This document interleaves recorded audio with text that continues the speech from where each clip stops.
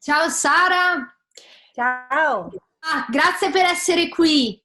grazie a te per l'invito. Tutto bene? Senti, allora, io come ho fatto con le tue colleghe, inizio dicendo qualcosina su di te per presentarti. Sara Sartore nasce negli Stati Uniti, ma si trasferisce presto in Italia. Innamorata della luce e di come essa si manifesta grazie all'arte fotografica, si avvicina a quello che poi diventerà il suo lavoro di lighting designer. Dopo una laurea in architettura e molti anni passati all'interno dell'ufficio tecnico di una delle più importanti aziende di illuminazione italiana e del design made in Italy, apre il suo studio e attualmente è attiva in territorio lombardo come progettista illuminotecnica. Allora, Esatto. grazie mille ancora per essere qui con noi e di venirci in aiuto oggi con i tuoi consigli pratici da attuare nelle nostre case per migliorare la permanenza prolungata e per renderle ancora più confortevoli grazie alla luce. So che tu sei una super mamma e oggi quindi l'argomento che trattiamo con te parla di una luce che accompagna verso la fine della giornata. Ci vuoi spiegare? Sì, allora io appunto ho 3 bambini, quindi non dico di essere un'esperta, però ho avuto la Quasi. mia esperienza in merito, ho una discreta esperienza. E i bambini, come si sa, sono molto energici e hanno bisogno di abitudini perché cercano dei punti fermi. Ho notato che si accorgono che la luce in casa verso sera cambia. Me l'hanno fatto notare loro proprio. E allora da lì ho cominciato a riflettere, e questa loro consapevolezza mi ha fatto pensare a quanto sia importante creare per loro i giusti riti luminosi. Hai notato che è come se ricevessero un messaggio. Sì, esatto, Ok. esatto. Quindi, ho pensato, visto che, con la luce si possono trasmettere, molte cose, ho pensato: proviamo a vedere se, riusciamo a rilassarli e a calmarli attraverso un buon uso della luce. E così ho creato, uno scenario luminoso, che è quello della buonanotte. Raccontacelo un po'. Sì, è lo scenario che li avverte che è giunta l'ora di andare a dormire. E È li quello prepara. scenario E li che prepara. li prepara. Quando le parole non servono perché son talmente presi dalle loro cose, io cambio improvvisamente l'illuminazione di tutta la casa e loro capiscono che è giunto il momento di calmarsi e di cominciare a prepararsi per andare a letto. Perfetto, e Ehm poi questa cosa che ci racconterai adesso comunque è attuabile anche con gli adulti, immagino. Ah beh, sì, perché il concetto è trovare il giusto rilassamento prima di stendersi e di lasciarsi andare a un sonno rigeneratore. Cosa avviene in questo rito luminoso?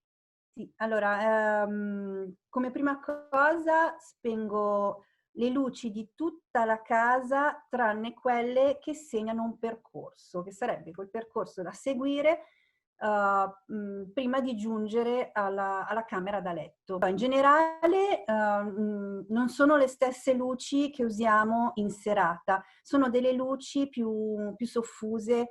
E poi, man mano che, che ci avviciniamo alle camere da letto, quelle dietro magicamente si devono spegnere, cioè la luce li deve proprio accompagnare verso la cameretta, no, quindi, dalla pianta vedi i vari spazi che precedono questo momento. In viola abbiamo la zona del soggiorno, da dove generalmente partiamo. In azzurro una zona di passaggio, in verde il bagno e in arancione il punto di arrivo che è la cameretta. Perfetto. Ok, quindi nella zona giorno è utile poter abbassare la luce, si ottengono ottimi risultati se si passa per esempio da una luce diretta a una luce indiretta. Luce indiretta vuol dire appunto non vedere sorgente luminosa e creare più un'atmosfera rilassante tendenzialmente, quindi ammorbidire i vari contrasti e creare meno Non ombre luci, nette. non luci che abbagliano, non luci Esatto, dirette dove si vede la esatto. sorgente direttamente. E Esatto. per esempio vediamo. L'obiettivo è appunto, non creare ombre nette o forti contrasti, quindi una luce diffusa indiretta aiuta a creare questo genere di atmosfera. E queste sono delle foto proprio del tuo soggiorno e di come cambia, no? Nel momento che Sì. precede la buonanotte e poi quando incomincia questo rito come tu le modifichi. Eliminando questa ombra netta, il bambino è un po' più rassicurato, diciamo. E oltretutto le ombre nette affaticano anche l'occhio, perché l'occhio deve costantemente decifrare lo spazio intorno a sé. E quindi anche questo è un modo per attenuare quell'energia eccessiva che serve magari durante il giorno, no? E rilassare la mente e il corpo. Perfetto. Quindi stesso discorso vale anche per le zone di passaggio che possono essere i corridoi o altre zone di casa dove che non si vivono in modo continuativo. Anche lì consiglierei di usare una luce indiretta, più diffusa, con valori non troppo alti. E io spesso ho notato che nei corridoi si tende anche a sovradimensionare un po' dal punto di vista illuminotecnico. Mettendo un dimmer a monte aiuterebbe, nel senso poter Perfetto. regolare l'intensità della luce sarebbe di grande aiuto, soprattutto non so, per esempio appunto quando i bambini sono molto piccoli, che magari sei lì che li culli, vai da una parte all'altra della casa, non avere grossi cambiamenti di livelli di luce comunque li aiuta a mantenere il rilassamento che tu stai cercando di... Ok, quindi dimmer anche nei corridoi, nei luoghi nelle di zone di passaggio. passaggio, sì. Perfetto, perfetto. Nei corridoi dove arriviamo? Nel corridoio arriviamo nel bagno. Ok, Nel bagno dove i bambini si preparano, fanno le cose che devono fare prima di andare a letto. E questo è l'ambiente che potenzialmente potrebbe azzerare gli effetti dei due precedenti, perché di solito quando si progetta la luce del bagno non si pensa a questo fattore e si pensa a una luce generale, perché nel bagno tu ci vuoi vedere bene e ancora meglio ci vuoi vedere davanti allo specchio. E quindi il bagno di solito è un ambiente abbastanza luminoso, no?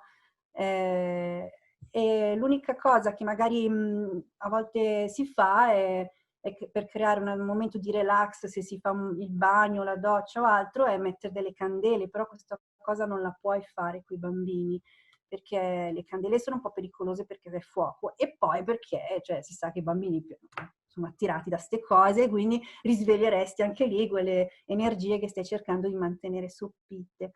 è il tuo bagno, no? Sì, è un dettaglio del mio bagno, fa vedere la luce che io ho scelto, che richiama molto la fiammetta della candela, però appunto non è una fiamma vera, quindi posso star tranquilla. Dalla foto sembra molto più luminosa di quello che è, ma in realtà è proprio un leggero bagliore, cioè, che accompagna.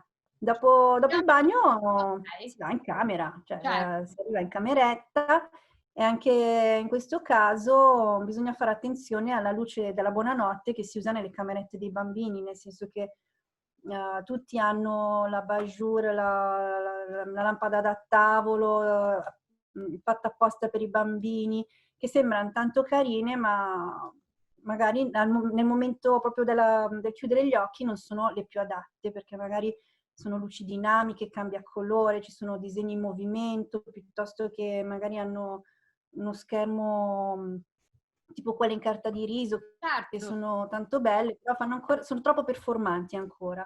Penso a quelle lampade con soggetti in movimento che ci sono per bambini, no? Oppure appunto anche quella le lanterne, le lanterne, dietro. però tu quando chiudi gli occhi percepisci queste cose, questi cambi di luce, di movimento e quindi anche questo è un fattore di disturbo per i bambini nel trovare la loro pace, il loro relax prima di far la nanna. Guarda, ti ringrazio moltissimo perché ci fai capire proprio la cura che c'è e che ci deve essere e quanto è importante il dettaglio quando viene progettata un'esperienza legata alla luce. Esatto, confermo. Infatti noi abbiamo risolto. Va bene. Grazie mille Sara, Grazie a grazie. te. Ciao. A presto.